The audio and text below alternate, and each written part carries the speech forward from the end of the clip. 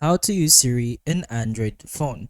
Now, Siri is one of Apple's exclusive voice assistants and tools that is pretty much only available for iOS. So if you want the same experience for your Android, there are some alternatives and workarounds that let Android users access Siri-like functionality or integrate Apple devices with Android.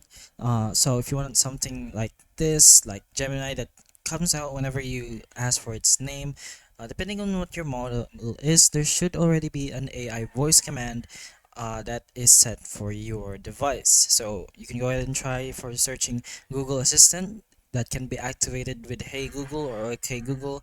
It can control apps, settings, smart devices, and answer questions and more. Other than that, if you don't have Google Assistant, there are some cases where the devices are different and it allows you to open up a different type of voice AI.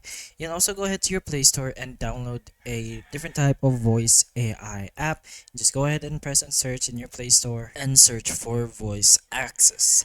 Once you've done that, all you have to do is pretty much install it, of course, and set it up for your Android device. Now, voice access over here is somewhat similar to Siri. So once you have voice access downloaded, you're gonna have to turn on some of its permissions in order to actually have it given access to your mobile device. So once you open up the app, you'll be given this prompt over here.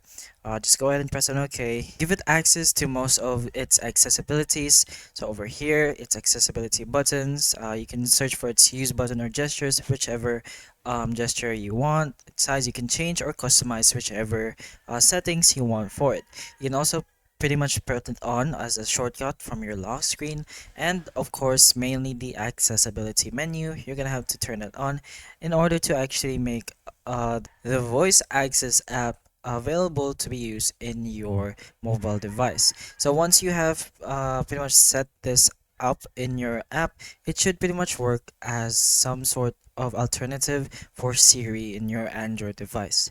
But hopefully this alternative can help you, and if it can, please like and subscribe for more videos like this, and that's all.